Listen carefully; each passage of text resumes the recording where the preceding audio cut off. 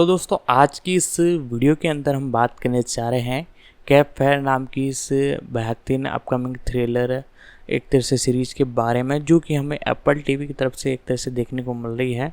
तो आज हम इसी वीडियो में एक तरह से पूरी इन्फॉर्मेशन आपको बताएंगे इसके pre production, releasing, casting fact, detail update के बारे में, और एपिसोड कब कब हमें देखने को मिलने वाला है। टोटली ओवरऑल सारी कुछ इन्फॉर्मेशन है इसी वीडियो में आपको देखने को मिलने वाली है। तो आप हमारे इस चैनल पर नए हो तो चैनल को सब्सक्राइब कर लीजिएगा, बेल आइकन दबा कर इसे ऑल पर सेट कर दीजिएगा। बाकी आज की इस वीडियो में इतना ही, मिलते हैं अगले वीडियो में। केप फियर एक आगामी अमेरिकी मनोवैज्ञानिक थ्रिलर टेलीविजन मिनी सीरीज है जिसे निक एंटोस्का ने जॉन डी मैकडॉनल्ड के उपन्यास द एग्जीक्यूशनर्स और 1962 और 1991 में बनी इसकी फिल्म रूपांतरणों पर आधारित बनाया है। इसका निर्माण Eat the Cat, Universal Content Productions और एम्बलिन टेलीविजन द्वारा किया गया है। इसका प्रीमियर 5 जून 2026 को होने वाला है।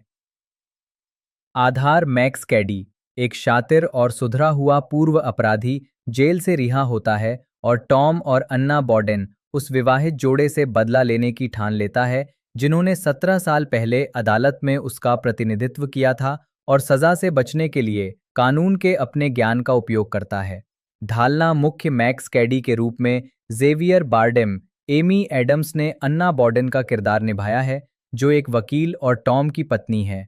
पैट्रिक विल्सन ने टॉम बॉडेन की भूमिका निभाई है जो एक वकील और अन्ना के पति हैं। लिली कोलियास ने टॉम और अन्ना की बेटी नताली बॉडेन का किरदार निभाया है। जो एंडर्स ने टॉम और अन्ना के बेटे जैक बॉडेन का किरदार निभाया है।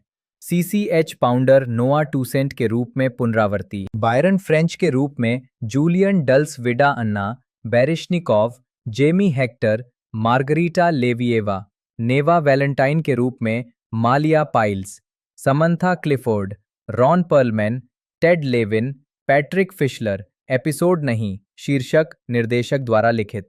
मूल रिलीज तिथि 1 उंगलियां और पैर की उंगलियां, मॉर्टन टाइल्डम, निक एंटोस्का, 5 जून 2026।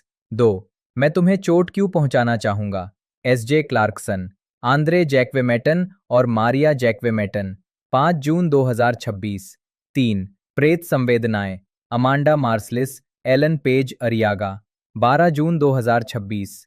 4 छिद्रित, रीड मोरानो, तारा शिवकुमार, 19 जून 2026। 5 विश्वास, स्टीवन पीटर ब्लेक, 26 जून 2026। 6 POSSUM, tray Edward Schultz, Brian एवेंसन, 3 जुलाई 2026। 7 मॉन्ग्रेल, जॉन एस बेयर्ड कहानी, आंद्रे जैक्वेमेटन, मारिया जैक्वेमेटन और ग्रेग गोट्स द्वारा। टेलीप्ले, आंद्रे जैक्वेमेटन और मारिया जैक्वेमेटन द्वारा, 10 जुलाई 2026। 8 लॉस टिएम्पोस डी डियोस, बेटा परफेक्टोस, स्टीफन विलियम्स, एलन पेज अरियागा, 17 जुलाई 2026। 9 10 कार, अमांडा मार्सलिस, डायना पॉवल और पीटर ब्लेक, 24 जुलाई 2026। 10 TBA निक एंटोस्का और Peter black और तारा शिवकुमार, 31 जुलाई 2026। उत्पादन निक एंटोस्का बचपन से ही केप फियर फिल्मों के प्रशंसक थे और उन्होंने यूनिवर्सल से इन फिल्मों का रूपांतरण बनाने का अनुरोध किया। उन्होंने यूनिवर्सल कंटेंट प्रोडक्शंस और एम्बलिन टेलीविजन के साथ अपने समझौते के तहत श्रृंखला का विकास शुरू किया। नवंबर 2023 में इस शो के विकास की घोषणा सबसे पहले की गई जब परियोजना के लिए खरीदारों की तलाश की जा रही थी। अप्रैल 2024 में ये पता चला कि श्रृंखला एप्पल टीवी प्लस पर विकसित की जा रही है। नवंबर में श्रृंखला को हरी झंडी मिल गई, जिसमें जेवियर बारडेम को मैक्स कैडी की मुख्य भूमिका में लिया गया। फरवरी 2025 में एमी एडम्स और पैट्रिक विल्सन मुख्य कलाकारों में शामिल हुए। अप्रैल 2025 में ये पता चला कि सीसीएच पाउंडर मुख्य कलाकारों में शामिल हो गए हैं और मॉर्टन टाइल्डम अब कार्यकारी निर्माता और पायलट एपिसोड के निर्देशक के रूप में शामिल हो गए हैं। मई 2025 में Anna Baryshnikov, Jamie Hector, Clara Wong, Lily Kolias, Joe Anders और मालिया पाइल्स कलाकारों में शामिल हुए। सितंबर 2025 में Ron Perlman, Ted Levine, Jason Scott Morgan और मार्गरीटा लेविएवा को कलाकारों में शामिल किया गया, जिसमें लेविएवा ने वोंग की जगह ली। अक्टूबर 2025 में पैट्रिक फिशलर को एक आवर्ती भूमिका में लिया गया। फिल्म की शूटिंग 30 अप्रैल 2025 को अटलांटा में शुरू हुई और 15 अक्टूबर 2025 को समाप्त हुई। मुक्त करना ये श्रृंखला 5 जून 2026 को एप्पल टीवी पर रिलीज होने वाली है, जिसमें पहले 2 एपिसोड तुरंत उपलब्ध होंगे और बाकी 31 जुलाई तक साप्ताहिक आधार पर रिलीज होंगे। स्वागत समीक्षा संकलन वेबसाइट रॉटन टोमेटोज पर 26 समीक्षाओं के आधार पर श्रृंखला को 77% की स्वीकृति रेटिंग प्राप्त हुई है, जिसमें औसत रेटिंग 7.3/10 है। वेबसाइट के आलोचकों की आम राय है, जेवियर बार्डम के जोशीले करिश्मा और शैली की बेहतरीन पेचीदा पेचीदगियों से भरपूर केप फियर बदला लेने वाले थ्रिलर को पुनर्जीवित करता है और अपना एक उल्लेखनीय नाम बनाने में कामयाब होता है। मेटाक्रिटिक, जो भारित औसत का उपयोग करता है, ने 16 आलोचकों के आधार पर 100 में से 76 अंक दिए, जो आमतौर पर अनुकूल समीक्षाओं को दर्शाता है। द एग्जीक्यूशनर्स जॉन डी मैकडॉनल द्वारा लिखित एक मनोवैज्ञानिक थ्रिलर सस्पेंस उपन्यास है जो 1957 में प्रकाशित हुआ था। कहानी एक वकील के बारे में है जिसे एक अपराधी द्वारा पीछा किया जाता है और प्रताड़ित किया जाता है, जिसे उसने जेल में डालने में मदद की थी। इसे केप फियर शीर्षक से 3 बार फिल्माया गया है, एक बार 1962 में और फिर 1991 में, और एक बार 2026 में एक मिनी सीरीज के रूप में। पहला फिल्म रूपांतरण उपन्यास के प्रति अधिक वफादार है, जबकि 1991 का रूपांतरण काफी अधिक क्रूर और हिंसक है। कथानक सैम बॉर्डन एक वकील मैक्स कैडी को एक लड़की का बलात्कार करते हुए रंगे हाथों पकड़ लेता है। कैडी एक अनपढ़ और क्रूर यौन अपराधी है। बाद में बॉर्डन उसके खिलाफ गवाही देता है और जूरी उसे दोषी पाती है। कैडी को 14 साल की जेल हो जाती है, जहां उसके मन में बॉर्डन द्वारा उसे जेल भेजने के कारण गहरा गुस्सा और नफरत पनपने लगती है। पैरोल पर रिहा होने के बाद कैडी बॉर्डन के परिवार का पीछा करना शुरू कर देता है, न केवल बदला लेने के लिए बल्कि बॉर्डन की संपत्ति से ईर्ष्या करने के लिए भी। खासकर बॉर्डन की मासूम किशोरी पर उसकी नजर रहती है। कैडी का प्रतिशोध धीरे धीरे परिवार का पीछा करने और उन्हें परेशान करने से लेकर उन लोगों को जान से मारने की कोशिश तक पहुंच जाता है जिन्हें वो परिवार के करीब मानता है। बॉर्डन कैडी को भगाने के इरादे से उसे पीटने के लिए कुछ गुंडों को भेजता है। दुर्भाग्य से योजना विफल हो जाती है और कैडी उन्हें ही पीट देता है। हालांकि जब पुलिस लड़ाई की सूचना पर मौके पर पहुंचती है तो कैडी अनजाने में एक पुलिस अधिकारी को घूंसा मार देता है और उसे गिरफ्तार कर लिया जाता है। हालांकि उसे जेल भेज दिया जाता है, बॉर्डन को एहसास होता है कि वो जल्द ही बाहर आ जाएगा। इसके बाद कैडी बॉर्डन के करीबी परिवार को निशाना बनाना शुरू कर देता है। कैडी दूर से राइफल से बॉर्डन के बेटे पर गोली चलाकर उसे जान से मारने की कोशिश करता है, लेकिन हवा की गति के कारण वो असफल हो जाता है और गोली उसके बेटे के हाथ में लग जाती है। बॉर्डन की पत्नी जब अस्पताल से निकल रही होती है तो कैडी द्वारा उसकी कार के एक पहिए से नट निकाल दिए जाने के बाद वो एक कार दुर्घटना में बाल बाल बच जाती है। हताश होकर बॉर्डन पुलिस के साथ मिलकर जाल बिछाने का फैसला करता है ताकि अगर कैडी घर में घुसने की कोशिश करे तो उसे गोली मार सके। कैडी को ये यकीन दिलाने की कोशिश में कि बॉर्डन शहर से बाहर है, वो घर के बाहर बने एक अलग गैरेज के अटारी में छिप जाता है, जबकि कैरसेक नाम का एक पुलिस अधिकारी घर में छुपकर पहरा दे रहा होता है ताकि कैडी के आते ही उसे गोली मार सके। बॉर्डन आधी रात को अपनी बंदूक लेकर बेसब्री से इंतजार करता है। उसे अपनी पत्नी की चीखें सुनाई देती हैं। उसके बाद गोलियों की आवाज आती है, लेकिन अलग गैरेज के अटारी की सीढ़ी से गिरने पर उसके टखने में बुरी तरह मोच आ जाती है। जैसे ही वो सामने के दरवाजे के पास पहुंचता है, अंधेरा इतना घना होता है कि कुछ साफ दिखाई नहीं देता, लेकिन उसे कैडी की एक परछाई अपनी ओर दौड़ती हुई दिखाई देती है। दोनों टकराते हैं, जिससे बॉर्डन बुरी तरह जमीन पर गिर जाता है। फिर भी बॉर्डन किसी तरह अपनी रिवॉल्वर को पकड़े रहता है। जैसे ही कैडी घर से भागने लगता है, बॉर्डन गुस्से में कैडी की ओर गोली चलाता है, फिर अंदर चला जाता है। उसे पता चलता है कि कैडी ने उसकी पत्नी पर हमला करना शुरू कर दिया था, लेकिन कैरसेक ने बीच में आकर उसे रोक दिया। दुर्भाग्यवश कैरसेक कैडी को मारने के लिए पर्याप्त फुर्तीला नहीं था और कैडी ने कैरसेक को ही मार डाला। स्थिति को एक साजिश समझकर कैडी भाग गया। पुलिस ने कैरसेक की हत्या के आरोप में कैडी की तलाश शुरू कर दी। सुबह होते ही उन्हें बॉर्डन के पिछवाड़े में खून के निशान मिले। उन्होंने उन निशानों का पीछा किया और कैडी का शव बरामद किया। बॉर्डन की गोली कैडी को लगी, जिससे उसकी एक धमनी कट गई और खून बहने से उसकी मौत हो गई।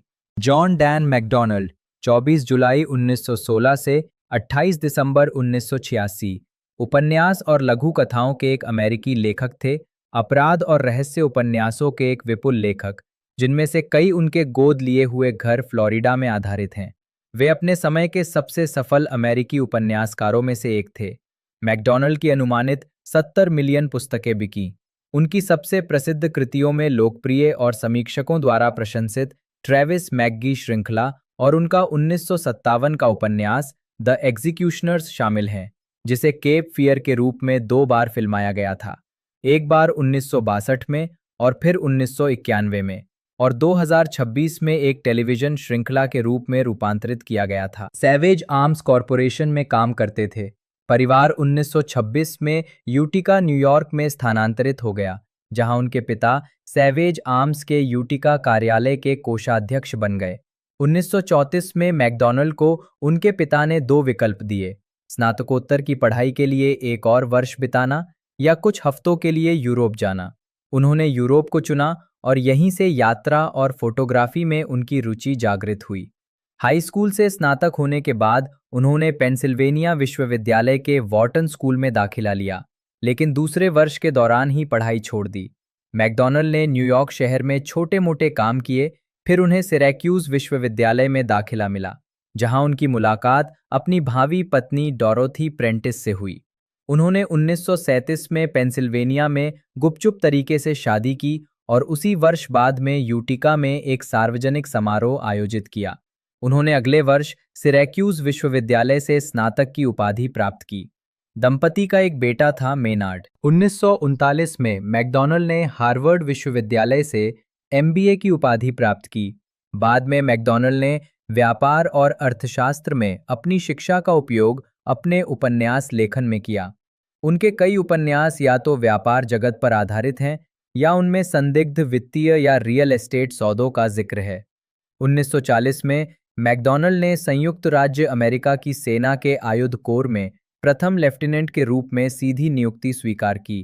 द्वितीय विश्व युद्ध के दौरान उन्होंने चीन बर्मा भारत युद्ध क्षेत्र में सामरिक सेवा कार्यालय में सेवा की।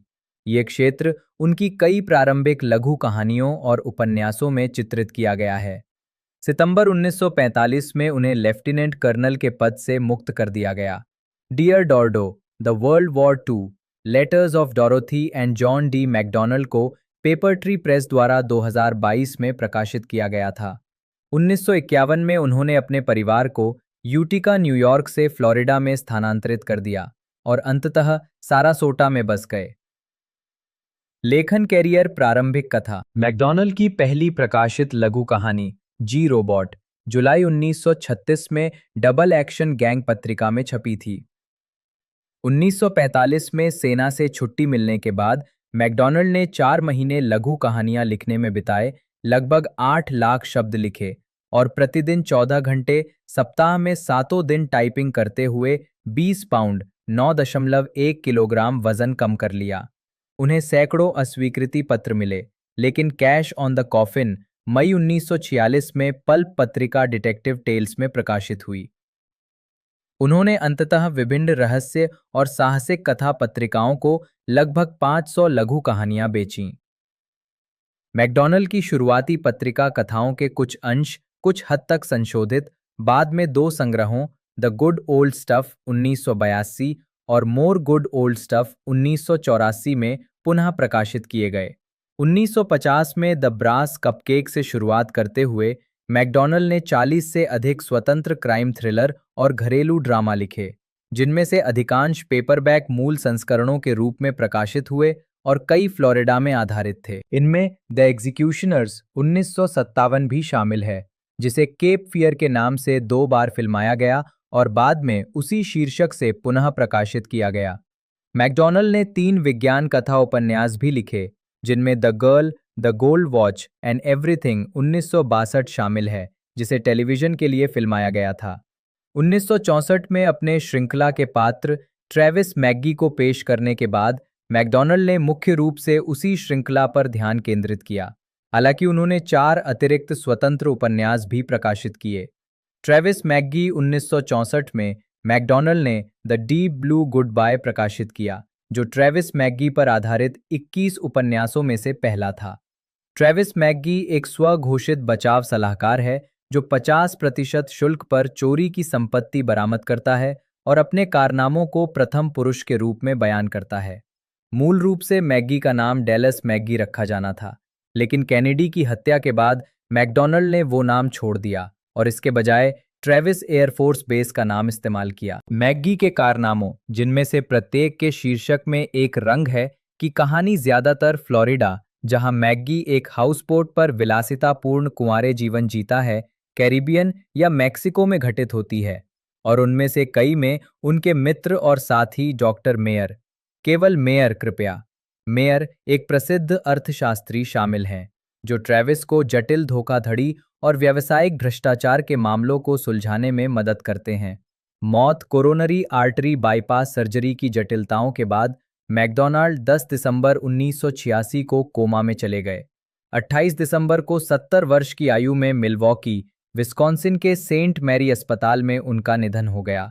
उन्हें पोलैंड, न्यूयॉर्क में दफनाया गया है। उनके परिवार में उनकी पत्नी डोरोथी 1911 से 1989 और एक बेटा मेनार्ड शामिल हैं। मीडिया रूपांतरण मैकडॉनल्ड के उपन्यास सॉफ्ट टच पर आधारित 1961 में फिल्म मैन ट्रैप बनी थी। उनके 1957 के उपन्यास द एग्जीक्यूशनर्स पर 1962 में केप फियर नाम से फिल्म बनी, जिसमें ग्रेगरी पेक और रॉबर्ट मिचम ने अभिनय किया था। मार्टिन स्कोर्सेसी ने 1991 में केप फियर का रीमेक निर्देशित किया, जिसमें रॉबर्ट डी नीरो और निक नोल्टे ने अभिनय किया था। फिल्मों की सफलता के कारण द एग्जीक्यूशनर्स को केप फियर शीर्षक से पुनः प्रकाशित किया गया है। हालांकि उपन्यास की कहानी फ्लोरिडा में आधारित है और इसमें उत्तरी कैरोलिना के केप फियर का कोई उल्लेख नहीं है। एप्पल टीवी के लिए एक नए टीवी रूपांतरण को 5 जून 2026 को रिलीज किया जाना है, जिसमें जेवियर बार्डम, एमी एडम्स और पैट्रिक विल्सन मुख्य भूमिका में हैं। उनके 1963 के उपन्यास द ड्राउनर को टेलीविजन श्रृंखला क्राफ्ट सस्पेंस थिएटर के एक एपिसोड के रूप में रूपांतरित किया गया था, जिसका शीर्षक द डीप एंड था, जो जनवरी 1964 में प्रसारित हुआ था। नवंबर 1967 में क्राई हार्ड क्राई फास्ट नामक उपन्यास को टेलीविजन श्रृंखला रन फॉर योर लाइफ के 2 भाग वाले एपिसोड के रूप में रूपांतरित किया गया था। 1970 में डार्कर देन एम्बर उपन्यास पर आधारित एक फिल्म का निर्देशन रॉबर्ट क्लूज ने मैकडॉनल्ड और एड वॉटर्स की पटकथा से किया था। इसमें रॉड टेलर ने श्रृंखला के पात्र ट्रेविस मैगी की भूमिका निभाई थी और थियोडोर बाइकल ने उनके साथी मेयर की भूमिका निभाई थी। फिल्म को सकारात्मक समीक्षाएं मिली, लेकिन घाटे में चली, जिसके कारण निर्माता जैक रीव्स ने श्रृंखला को जारी रखने की अपनी योजना छोड़ दी। लघु उपन्यास लिंडा को टेलीविजन के लिए 2 बार फिल्माया गया। 1973 में स्टेला स्टीवंस ने मुख्य भूमिका निभाई और 1993 में वर्जीनिया मैडसन के साथ। The girl, the gold, watch and everything को 1980 में एक टीवी फिल्म के लिए रूपांतरित किया गया था। इसके परिणाम स्वरूप 1981 में the girl, the gold, watch and dynamite नामक एक सीक्वल बनी। मैकडॉनल्ड के उपन्यास पर आधारित 1980 की टीवी फिल्म कॉन्डोमिनियम में डैन हैगर्टी और बारबरा ईडन ने अभिनय किया था। सैम इलियट ने द एम्प्टी कॉपर सी के टीवी रूपांतरण, जिसका शीर्षक ट्रेविस मैगी 1983 था, में ट्रेविस मैगी की भूमिका निभाई। इसमें मैगी को कैलिफोर्निया में स्थानांतरित कर दिया गया, जिससे उपन्यास के लिए आवश्यक फ्लोरिडा के स्थानों को हटा दिया गया। 1984 में आई फिल्म अ फ्लैश ऑफ ग्रीन में एड हैरिस ने अभिनय किया था। फिल्म की पटकथा लिखने और निर्देशन करने वाले विक्टर नुनेस को 1985 के सनडांस फिल्म फेस्टिवल में ग्रैंड जूरी पुरस्कार के लिए नामांकित किया गया था। क्रिश्चियन बेल को ट्रेविस मैगी के रूप में अभिनीत करने वाली the deep blue good bye नामक फिल्म को बेल के घुटने में चोट लगने के बाद फॉक्स ने 2015 में रद्द कर दिया था। ये ज्ञात नहीं है कि परियोजना को पुनर्जीवित किया जाएगा या नहीं। प्रभाव फ्लोरिडा के अधिकांश वर्तमान रहस्य कथा लेखक मैकडॉनल्ड के ऋणी हैं, जिनमें Randy Wayne White, James Hall, Les Standiford, Jonathan King और टिम डोर्सी शामिल हैं। 1972 में मिस्ट्री राइटर्स ऑफ अमेरिका ने मैकडॉनल्ड को आजीवन उपलब्धि और निरंतर गुणवत्ता के लिए अपना सर्वोच्च सम्मान ग्रैंड मास्टर पुरस्कार प्रदान किया। स्टीफन किंग ने मैकडॉनल्ड की प्रशंसा करते हुए उन्हें हमारे युग का महान मनोरंजनकर्ता और एक सम्मोहक कहानीकार बताया। किंग्सले एमिस ने कहा कि मैकडॉनल्ड्स किसी भी मानक से सॉल बेलो से बेहतर लेखक हैं। अंतर केवल इतना है कि मैकडॉनल्ड थ्रिलर लिखते हैं और बेलो एक मानवीय व्यक्ति हैं। तो अनुमान लगाइए कि शीर्ष श्रेणी का सम्मान किसे मिलता है। मई 2016 में द न्यूयॉर्क टाइम्स के एक साक्षात्कार में लेखक नथानिएल फिल्ब्रिक ने कहा, मैंने हाल ही में जॉन डी मैकडॉनल्ड की ट्रेविस मैग्गी श्रृंखला की खोज की। हर बार जब मैं उन पतली किताबों में से एक को खत्म करता हूं, तो मैं खुद से कहता हूं कि अब थोड़ा आराम करने और नाइट स्टैंड पर रखी किताबों के ढेर पर लौटने का समय है। लेकिन फिर मैं खुद को एक और मैग्गी उपन्यास में डूबा हुआ पाता हूँ। ली चाइल्ड और कार्ल हियासिन से पहले मैकडॉनल्ड थे, उतने ही दूरदर्शी और शाब्दिक रूप से सटीक जितने आज लिखने वाले किसी भी लेखक से उम्मीद की जा सकती है। उपन्यासों में मैग्गी का आवास उसकी 52 फुट लंबी हाउसबोट बस्टेड फ्लश पर था, जो स्लिप F-18 मरीना बाहिया मार, फोर्ट लॉडरडेल, फ्लोरिडा में खड़ी थी। 1987 में फ्रेंड्स ऑफ लाइब्रेरीज यूएसए ने बाहिया मार में स्लिप F-18 के चारों ओर एक साहित्यिक लैंडमार्क पट्टिका स्थापित की। डॉक के पुनर्निर्माण के बाद पट्टिका को डॉक मास्टर के कार्यालय में स्थानांतरित कर दिया गया। जिमी बफेट ने 1981 में इनकम्युनिकाडो गीत लिखा और रिकॉर्ड किया, जिसके पहले छंद में मैग्गी और मैकडॉनल्ड दोनों का संदर्भ है। हालांकि बाहिया मार के बजाय मैग्गी के साथ तुकबंदी के लिए सीडर की का उपयोग किया गया है। प्रकाशित रचनाएं। ट्रेविस मैग्गी श्रृंखला मूल रूप से पेपरबैक में उपलब्ध। 1964। The deep blue good bye, 1964। Nightmare in pink, 1964। मरने के लिए एक बैंगनी जगह, 1964। The quick red fox, 1965। A deadly shade of gold, 1965। कफन के लिए चमकीला नारंगी, 1966। एम्बर से भी गहरा, 1966। एक भयानक पीली आंख, 1968। अपराध बोध के लिए पीला धूसर, 1968। सादे भूरे रैपर में लड़की, 1969। Dress her in indigo, 1970। The long lavender look. Wesley Strick, जन्म 11 फरवरी 1954, एक अमेरिकी पटकथा लेखक हैं जिन्होंने एराक्नोफोबिया, वुल्फ और मार्टिन स्कॉर्सेसी की केप फियर की रीमेक जैसी फिल्मों की पटकथा लिखी है। स्ट्रिक ने the man in the high castle में लेखक / कार्यकारी निर्माता के रूप में भी काम किया है। जीवन और करियर। स्ट्रिक का जन्म न्यूयॉर्क शहर न्यूयॉर्क में हुआ था। वे रेसल, नी कैसलर और लुई स्ट्रिक के पुत्र थे। उन्होंने यूसी बर्कले से स्नातक की उपाधि प्राप्त की, जहां उन्होंने कवि थॉम गन के साथ रचनात्मक लेखन का अध्ययन किया। हॉलीवुड में अपने करियर से पहले उन्होंने न्यूयॉर्क शहर में एक रॉक पत्रकार के रूप में काम किया और सर्कस, क्रीम और रोलिंग स्टोन में लेख और समीक्षाएं लिखीं। एक पटकथा विशेषज्ञ के रूप में उन्होंने बैटमैन रिटर्न्स, फेस/ऑफ और मिशन इम्पॉसिबल 2 जैसी फिल्मों में निर्माण कार्य को परिष्कृत किया है। ट्रू बिलीवर के लिए स्ट्रिक की पटकथा को 1990 में सर्वश्रेष्ठ रहस्यमय फिल्म के लिए एडगर पुरस्कार के लिए नामांकित किया गया था। स्ट्रिक ने माइक निकोल्स की फिल्म वुल्फ के लिए अपनी पटकथा के लिए 1994 का सैटर्न पुरस्कार सहलेखक जिम हैरिसन के साथ जीता। 1995 से स्ट्रिक सनडांस इंस्टीट्यूट की स्क्रीन राइटर्स लैब में रचनात्मक सलाहकार के रूप में कार्यरत हैं। स्ट्रिक ने टिम बर्टन की अप्रकाशित फिल्म सुपरमैन लाइव्स की मूल पटकथा लिखी थी, जिसे बाद में डैन गिलरॉय ने स्ट्रिक की कहानी के बजट के अनुकूल रूपांतरण के रूप में पुनः लिखा। उनका पहला उपन्यास Out There in the Dark फरवरी 2006 में सेंट मार्टिन प्रेस द्वारा प्रकाशित हुआ था। उनका दूसरा उपन्यास वर्ली बर्ड Amazon.com पर किंडल बुक के रूप में उपलब्ध है। 2008 में स्ट्रिक ने a nightmare on Elm street के रीमेक की पटकथा सहलिखी, जिसमें जैकी अर्ल हेली और रूनी मारा ने अभिनय किया था और जिसका निर्देशन सैमुअल बायर ने किया था। इस फिल्म ने 2010 की पसंदीदा हॉरर फिल्म के लिए पीपुल्स चॉइस अवार्ड जीता। जेम्स मार्सडेन और कार्ल अर्बन अभिनीत बेल्जियम थ्रिलर लॉफ्ट का स्ट्रिक द्वारा निर्देशित रूपांतरण जनवरी 2015 में ओपन रोड द्वारा रिलीज किया गया था। 2013 की गर्मियों में स्ट्रिक ने वॉचिंग वेटिंग नामक एक लघु फिल्म लिखी और निर्देशित की, जिसे 2014 के कई फिल्म समारोहों में प्रदर्शित किया गया, जिनमें women and minorities in media, Black Maria, Sedona और विलियम्सटाउन शामिल हैं। 2015 के पतझड़ में Strick Amazon drama series Philip के डिक के उपन्यास पर आधारित the man in the high castle के सीजन 2 के लिए लेखन कार्य करने के लिए लंदन चले गए। वे 2016 में सीजन 3 के लिए लेखक स्लैश सहकार्यकारी निर्माता के रूप में काम करने के लिए लॉस एंजलिस लौट आए। स्ट्रिक ने सीजन का पहला एपिसोड, मध्य सीजन का समापन एपिसोड और अंतिम एपिसोड लिखा। 2018 की शुरुआत में स्ट्रिक ने सीजन 4 पर काम शुरू किया। निजी जीवन स्ट्रिक यहूदी है।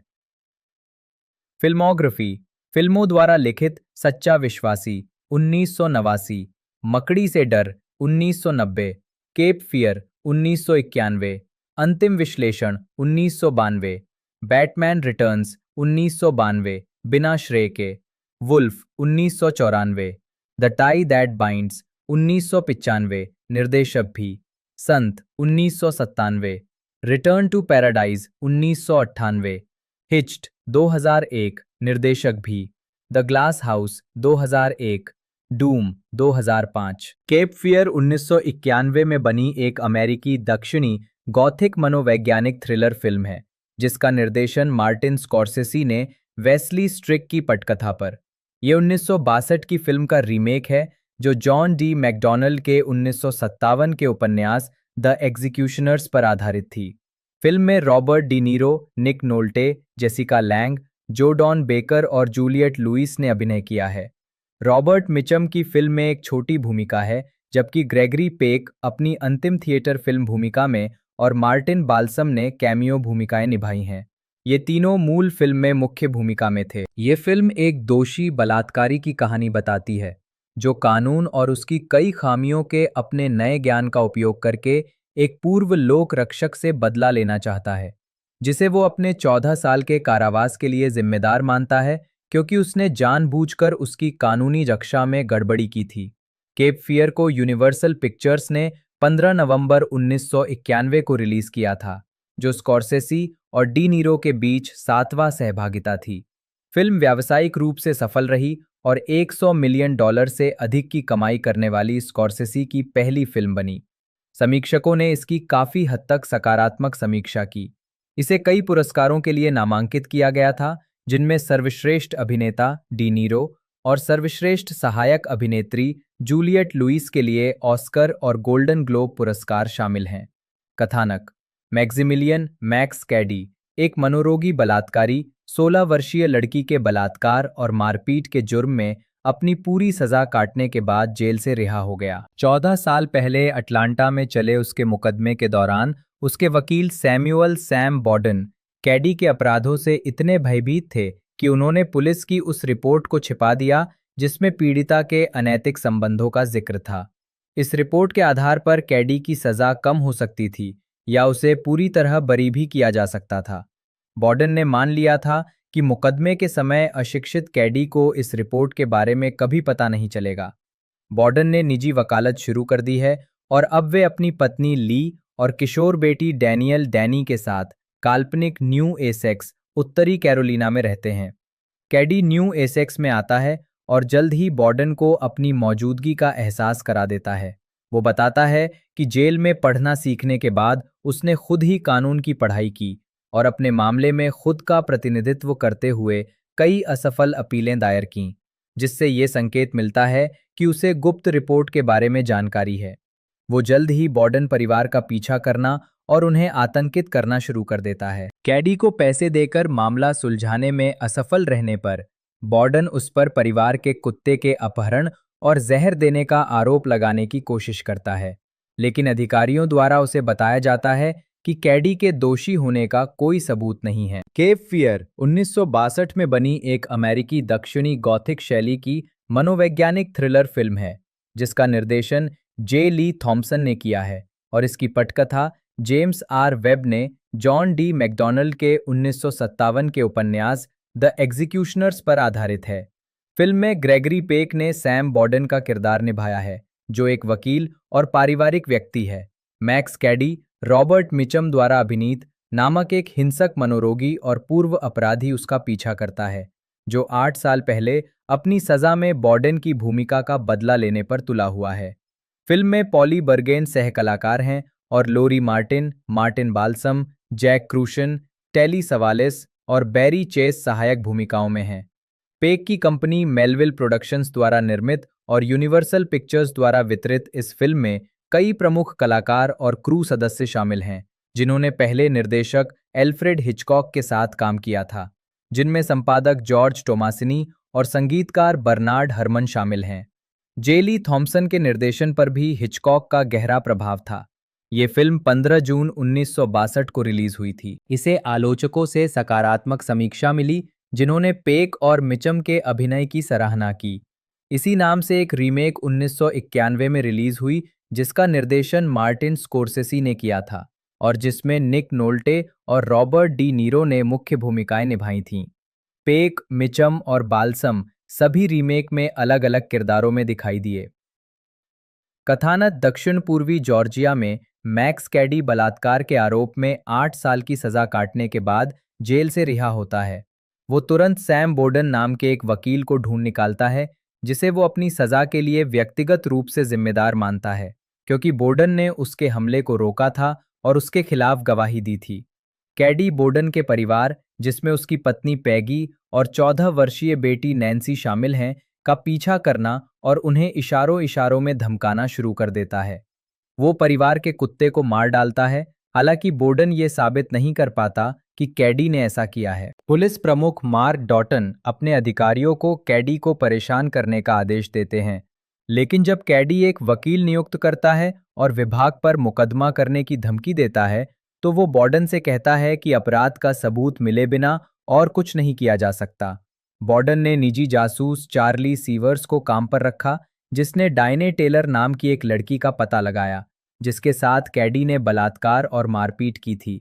सार्वजनिक अपमान के डर से टेलर ने कैडी के खिलाफ आरोप दायर करने के बॉर्डन के अनुरोध को ठुकरा दिया और शहर छोड़कर भाग गई।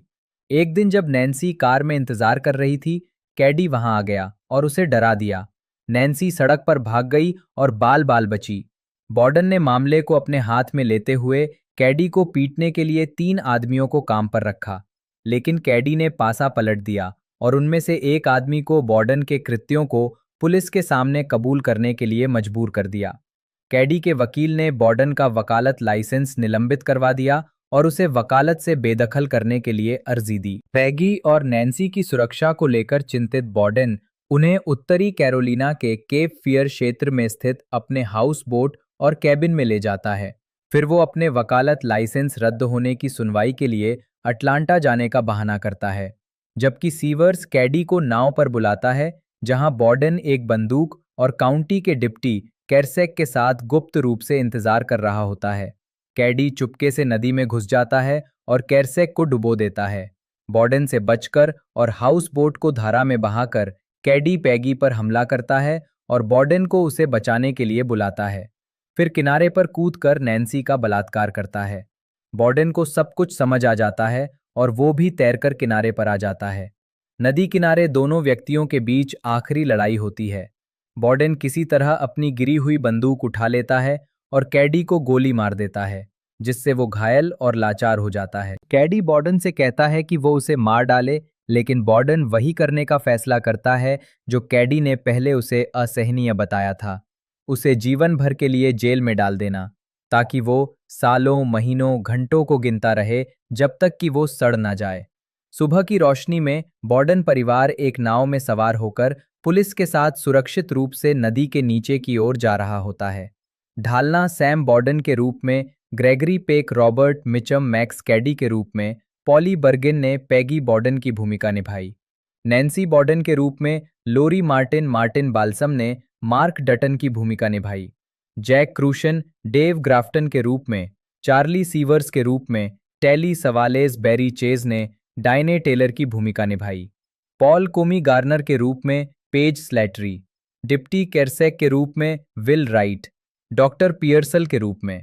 उत्पादन विकास कॉर्नेल वाइल्ड ने 1958 में जॉन डी मैकडॉनल्ड के उपन्यास द एग्जीक्यूशनर्स के अधिकार $30,000 में हासिल किए। ग्रेगरी पेक की अपनी प्रोडक्शन कंपनी मेलविल प्रोडक्शंस थी, जो साई बार्टलेट के साथ साझेदारी में थी। इस कंपनी ने द बिग कंट्री और पोर्क चॉप हिल जैसी फिल्में बनाई थीं और बाद में उन्होंने इसके अधिकार खरीद लिए। उन्होंने द गन्स ऑफ नवारोन के बाद इसे बनाने की योजना बनाई थी। पेक जे ली थॉम्सन के उस फिल्म में किए गए काम से प्रभावित थे और उन्होंने उन्हें केप फियर के लिए काम पर रखा। पेक ने कहा कि उनका लक्ष्य बुद्धिमान तरीके से बनाया गया प्रथम श्रेणी का पेशेवर मनोरंजन बनाना था। फिल्म के शीर्षक के लिए वे ही जिम्मेदार थे, क्योंकि उन्हें उपन्यास का शीर्षक कुछ हद तक अरुचिकर लगा और अटलांटिक तट के स्थानों की तलाश करते समय उन्हें संयोगवश केप फियर क्षेत्र मिल गया। ढलाई टेली सवालास ने इस भूमिका के लिए स्क्रीन टेस्ट दिया था, लेकिन बाद में उन्होंने प्राइवेट जासूस चार्ली सीवर्स की भूमिका निभाई। रॉबर्ट मिचम ने मैक्स कैडी की भूमिका निभाने से इनकार कर दिया था जब उन्हें पहली बार ये भूमिका दी गई थी, लेकिन अंततः पेक और थॉम्सन द्वारा उन्हें फूल और बोर्बन की एक बोतल देने के बाद उन्होंने इसे स्वीकार कर लिया। थॉम्सन चाहते थे कि हेले मिल्स, जिन्हें उन्होंने टाइगर बे में कास्ट किया था, बेटी की भूमिका निभाएं, लेकिन मिल्स उपलब्ध नहीं थीं। पॉली बर्गेन ने दिसंबर 1960 में हस्ताक्षर किए। ये 8 साल में उनकी पहली फिल्म थी। इसके अलावा एडवर्ड प्लैट, जो टेलीविजन श्रृंखला गेट स्मार्ट में भविष्य के चीफ बने, और नवंबर 1958 की प्लेबॉय प्लेमेट सेंटरफोल्ड जोन स्टेली क्रमशः एक न्यायाधीश और एक वेट्रेस के रूप में संक्षिप्त भूमिकाएं निभाते हैं। फिल्माने केप फियर की मुख्य शूटिंग 6 अप्रैल को शुरू हुई और जून 1961 में समाप्त हुई। थॉम्सन ने फिल्म को ब्लैक एंड व्हाइट में बनाने की कल्पना की थी। उनका मानना था कि रंगीन शूटिंग से फिल्म का माहौल फीका पड़ जाएगा।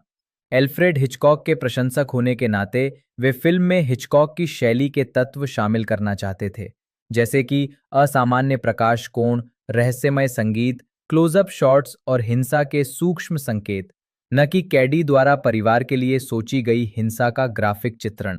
हिचकॉक के सहयोगी रॉबर्ट एफ बॉयल और जॉर्ज टोमासिनी ने प्रोडक्शन डिजाइनर और एडिटर के रूप में काम किया और उनके नियमित संगीतकार बर्नार्ड हरमन ने संगीत तैयार किया।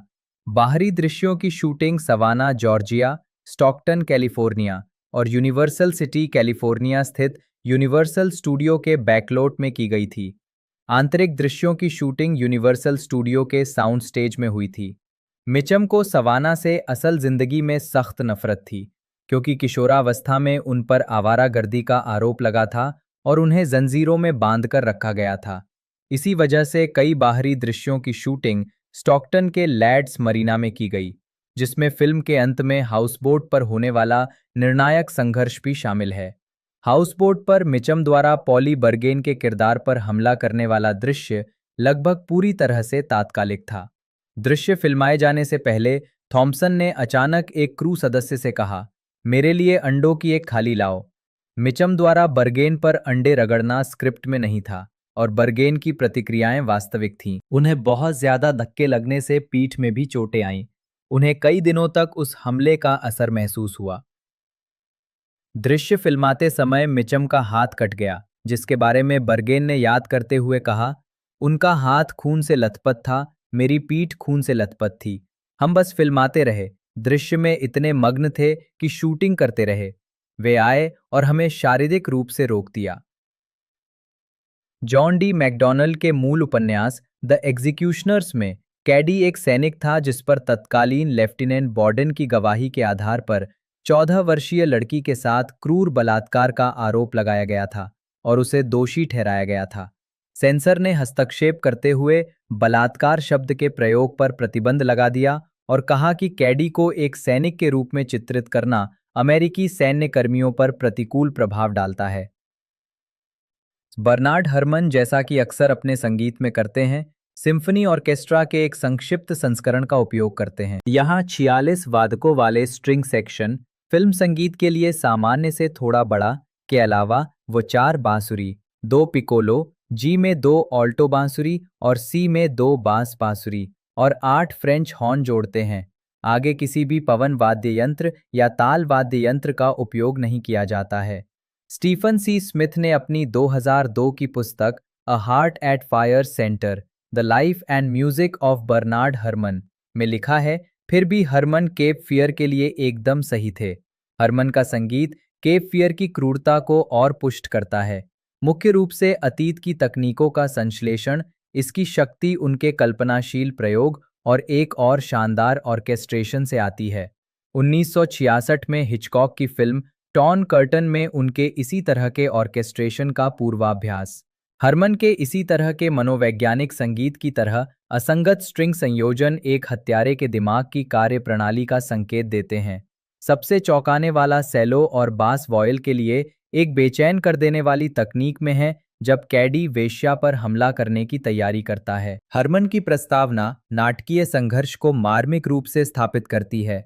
अवरोही और आरोही क्रोमैटिक स्वर अपने विपरीत रजिस्टरों से धीरे धीरे एक दूसरे की ओर बढ़ते हैं, अंततः पार करते हैं, ठीक उसी तरह जैसे बोर्डन और कैडी का चूहे बिल्ली का खेल घातक टकराव में समाप्त होगा।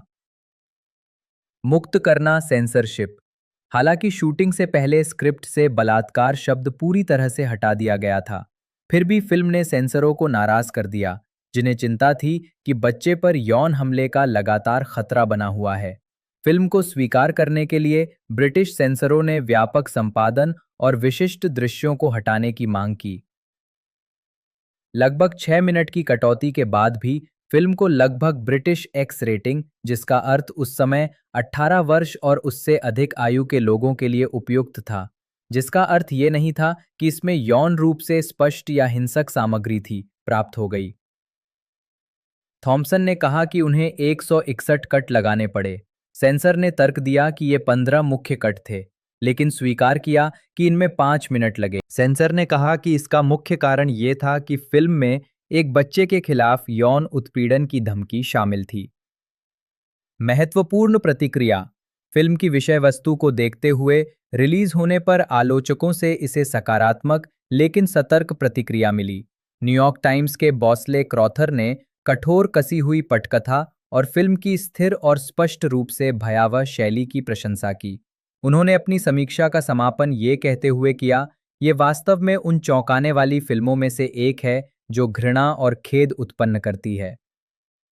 मनोरंजन व्यापार पत्रिका वैरायटी ने फिल्म को सक्षम और दृश्यात्मक रूप से परिष्कृत बताते हुए मिचम के प्रदर्शन पर टिप्पणी की, जिसमें उन्होंने खतरनाक सर्वव्यापी उपस्थिति का वर्णन किया।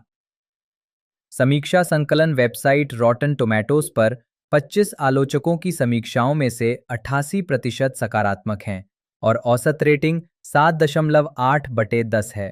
वेबसाइट का निष्कर्ष है, रॉबर्ट मिचम के रोंगटे खड़े कर देने वाले अभिनय और बर्नार्ड हरमन के भयावह संगीत से भरपूर एक उत्कृष्ट थ्रिलर केप फियर पूरी तरह से संतुलित तनाव से भरा हुआ है। होम मीडिया केप फियर पहली बार 1 मार्च 1992 को VHS पर उपलब्ध कराया गया था। 14 मई 1992 को इसे लेजर डिस्क पर रिलीज किया गया।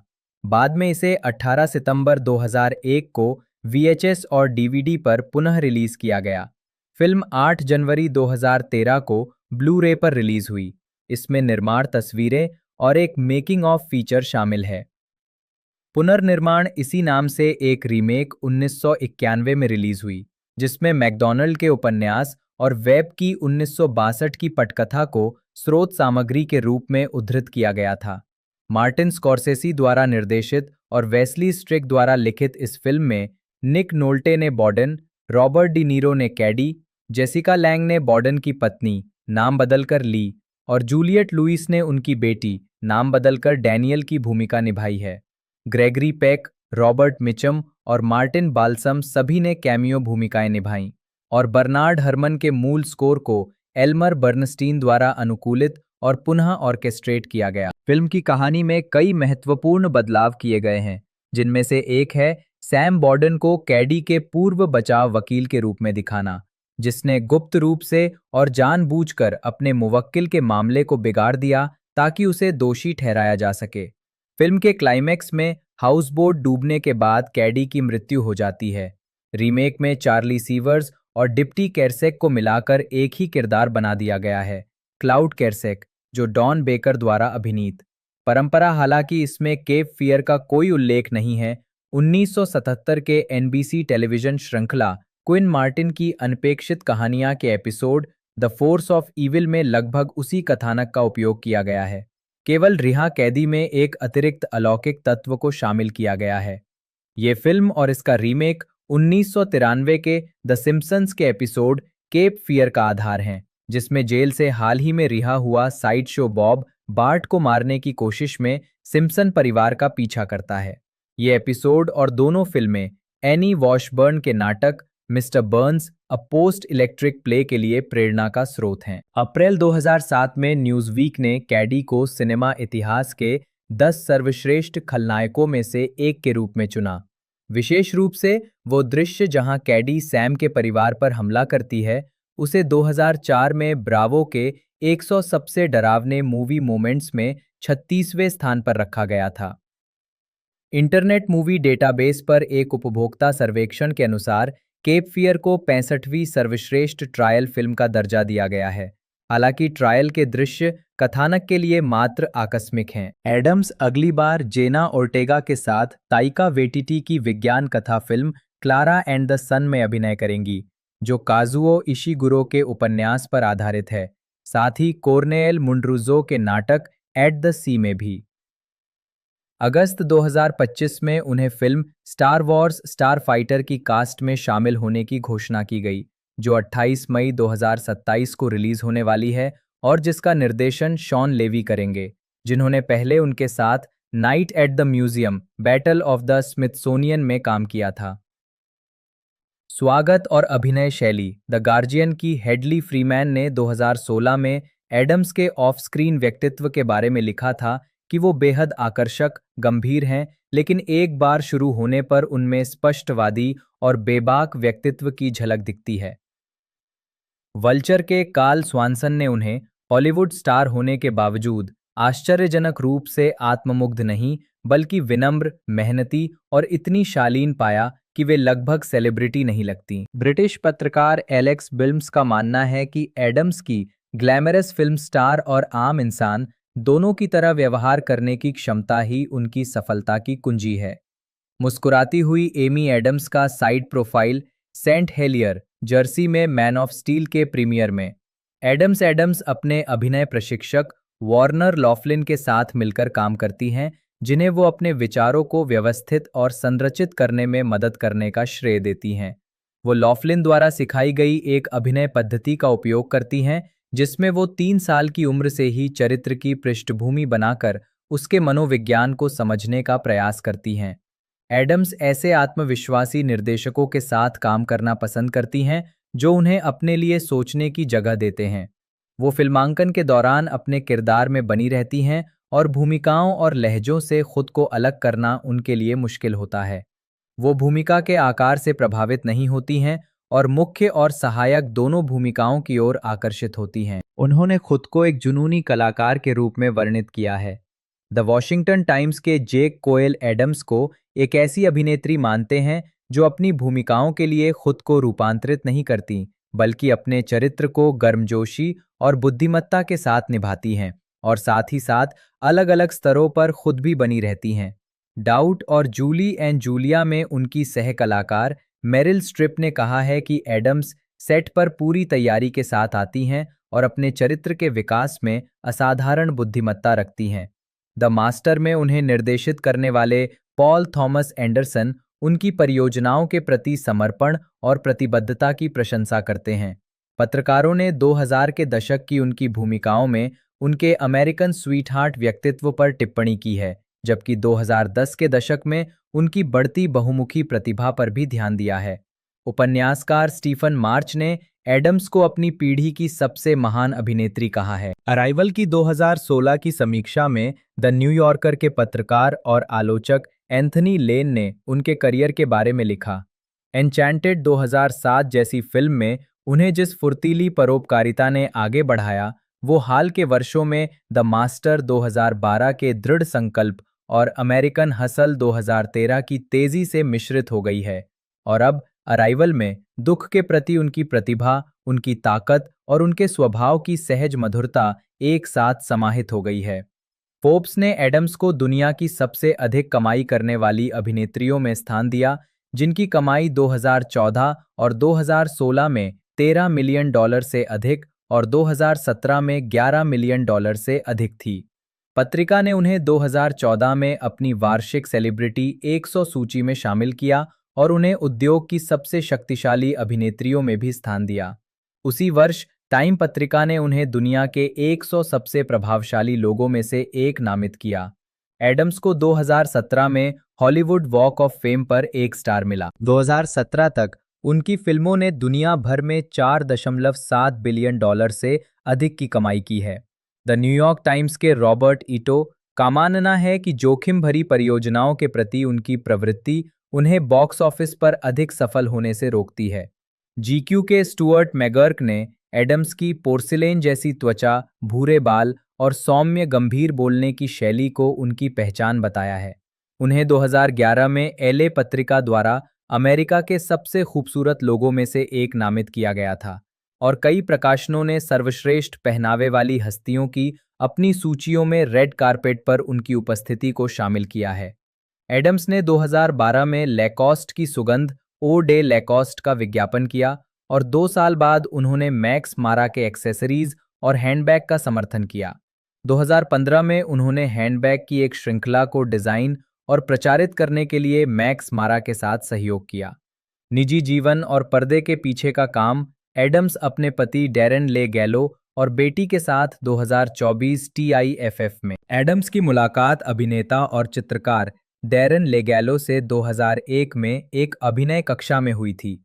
एक साल बाद एक लघु फिल्म पेनीस पर साथ काम करते हुए उन्होंने डेटिंग शुरू कर दी। 2008 में उनकी सगाई हो गई। 2010 में उनकी बेटी का जन्म हुआ। सगाई के 7 साल बाद इस जोड़े ने कैलिफोर्निया के सांता बारबरा के पास एक फार्म हाउस में एक निजी समारोह में शादी कर ली। 2016 में एडम्स ने कहा कि वो लेगैलो द्वारा अपने परिवार के प्राथमिक देखभालकर्ता के रूप में किए गए कई बलिदानों की सराहना करती हैं। वे बेवर्ली हिल्स, कैलिफोर्निया में रहते हैं। वो कहती हैं कि उनका पारिवारिक जीवन काफी सादा है और उनकी दिनचर्या काम पर जाना, अपनी बेटी को पार्क ले जाना और अपने पति के साथ साप्ताहिक डेट नाइट करना है।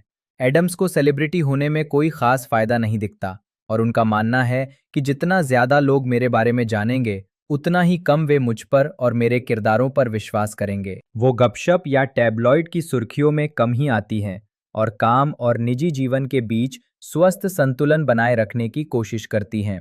वो अपनी प्रसिद्धि से अप्रभावित रहने का प्रयास करती हैं क्योंकि उनका मानना है कि इससे ईमानदारी से भूमिका निभाने की उनकी क्षमता में बाधा आएगी। एडम्स ने बचपन से ही असुरक्षा और आत्मविश्वास की कमी से जूझने और मातृत्व के बाद शांत होने के बारे में बात की है। काम के तनाव में वो अक्सर गाना गाने लगती हैं। उन्होंने फिल्म उद्योग में महिलाओं के लिए समान वेतन की मांग करने वाले अन्य अभिनेताओं का साथ दिया है, लेकिन उनका मानना है कि अभिनेत्रियों से अक्सर लैंगिक वेतन अंतर के बारे में स्पष्टीकरण मांगा जाता है और उन्हें लगता है कि ये सवाल निर्माताओं से पूछे जाने चाहिए। फिल्म उद्योग में अपने शुरुआती वर्षों में कठिनाइयों का सामना करने के बाद एडम्स न्यूयॉर्क शहर के गेटो फिल्म स्कूल में वंचित छात्रों के साथ मिलकर काम करती हैं। वैरायटी ने 2010 में उनके साथ किए गए काम के लिए उन्हें सम्मानित किया। वो ट्रेवर प्रोजेक्ट का समर्थन करती हैं, जो एक गैर लाभकारी संगठन है जो परेशान LGBT किशोरों की मदद करता है, और उन्होंने 2011 के कार्यक्रम ट्रेवर लाइव में एक प्रस्तुतकर्ता के रूप में कार्य किया। 2013 में उन्होंने मस्तिष्क कैंसर चैरिटी स्नोग और हेडरश के लिए धन जुटाने में मदद करने के लिए the beauty book for brain cancer नामक पुस्तक का विमोचन किया। अगले वर्ष उन्होंने यौन शोषण का शिकार हुए बच्चों के लिए धन जुटाने के लिए UCLA मेडिकल सेंटर सैंता मोनिका में एक चैरिटी कार्यक्रम में भाग लिया। 2020 में एडम्स ने अभिनेत्री जेनिफर गार्नर के साथ मिलकर कोविड-19 महामारी के कारण स्कूल बंद होने के दौरान बच्चों की शिक्षा को बढ़ावा देने के लिए #SaveWithStories अभियान शुरू किया। Adams the Right Way Foundation की एम्बेसडर हैं, जो एक चैरिटी है जो पूर्व पालक युवाओं को रोजगार और मानसिक स्वास्थ्य सेवाएं प्रदान करती है। वैरायटी ने 2024 में उनके साथ उनके काम के लिए उन्हें सम्मानित किया। अभिनय संबंधी उपलब्धियां और पुरस्कार। मुख्य लेख: एमी एडम्स के प्रदर्शनों की सूची और एमी एडम्स द्वारा प्राप्त पुरस्कारों और नामांकनों की सूची। एडम्स 2011 में 83वें अकादमी पुरस्कारों में। समीक्षा: एग्रीगेटर साइट रॉटन टोमेटोज और box office site box office mojo के अनुसार एडम्स की सबसे समीक्षकों द्वारा प्रशंसित और व्यावसायिक रूप से सफल फिल्में हैं Catch Me If You Can 2002, Junebug 2005, Enchanted 2007, Doubt 2008, Night at the Museum Battle of the Smithsonian 2009, Julie and Julia 2009, The Fighter 2010, The Muppets 2011, The Master 2012, Man of Steel 2013, Her 2013, American Hustle 2013, Big Eyes 2014, Batman बनाम Superman Dawn of Justice 2016, Arrival 2016, Nocturnal Animals 2016 और Justice League 2017। अपने television projects में Adams ने HBO mini series sharp objects 2018 में अभिनय किया है। मंच पर वो 2012 में पब्लिक थिएटर के इनटू द वुड्स के पुनरुद्धार और 2022 में वेस्ट एंड में द ग्लास मेनेजरी के पुनरुद्धार में दिखाई दी हैं। एडम्स को 6 एकेडमी पुरस्कार नामांकन प्राप्त हुए हैं: Junebug 2005, Doubt 2008, The Fighter 2010, The Master 2012 और वाइस 2018 के लिए सर्वश्रेष्ठ सहायक अभिनेत्री और अमेरिकन हसल 2013 के लिए सर्वश्रेष्ठ अभिनेत्री। उन्होंने अमेरिकन हसल 2013 और बिग आइज 2014 के लिए 2 बार कॉमेडी या म्यूजिकल में सर्वश्रेष्ठ अभिनेत्री का गोल्डन ग्लोब पुरस्कार जीता है। तो बात कर ले इसके रिलीजिंग डेट के बारे में, तो 5 जून को हमें इसके 2 एपिसोड देखने को मिल रहे हैं। बाकी और जो एपिसोड है वो हमें कंटिन्यूस के देखने को मिलेगा। जी हाँ दोस्तों, वीकली वाइज इसके जो एपिसोड हैं वो रिलीज़ किए जाएंगे।